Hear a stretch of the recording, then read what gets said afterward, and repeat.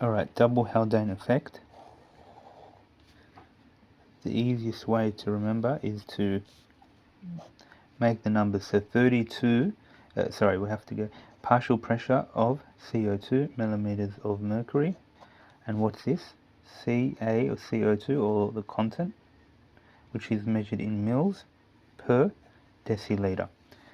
Or liters if you want to change, or per 100, whatever, 100 liters. So 32 and then 42. So that's what I remember. That's just basically the baseline that I remember. And then I put 40 here, and 32 is 42, and then I have 48 or 50, whatever. That's just like, it's very easy to remember those numbers. And then we have here 60. The actual number is 59, but I'm just going to leave it as 60. And then divide minus 5, you get 55. Minus 5, you get 50. So that's all the numbers. Now, what you do is you join the dots. Okay. So the reason why you have to memorize this is because you can explain it. Then we basically draw a line. Just draw it quickly there, a line there, a line there, a line there. Now, what that's showing, it's the other way around, right? What that's showing is that we have here uterine. What is it? Uterine artery.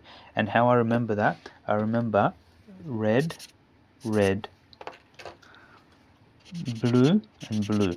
Okay, so red, red, blue, and blue. Uterine artery, uterine vein. Umbilical vein, because the umbilical swapped. Umbilical artery. What do I mean by swapped? The vein is oxygenated and the artery is deoxygenated. Now, what the Haldane effect and the double Haldane effect? So the Haldane effect, simply put, so from the placenta side of things, the deoxygenated blood, which is the placental blood, the uterine, has a higher affinity for CO2.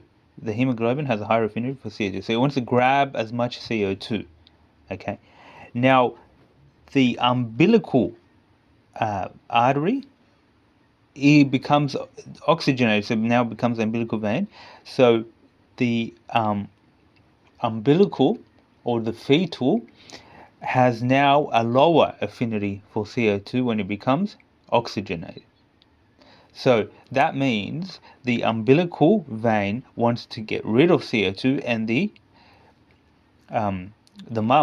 placental vein artery wants to take CO2. So that's where the exchange happens. So that's basically the double Bohr effect. So that's one effect. That's another effect. Another way to see it, the Haldane effect. Placenta unloads oxygen into the fetus. So reduced placental, so deoxygenated blood has a higher affinity for CO2. The Haldane effect 2, which is the double, is that the fetus, what happens? It becomes oxygenated, so it has a higher oxygen content. So then it has a lower affinity for CO2. And that's basically double Haldane effect, and that's how you draw it.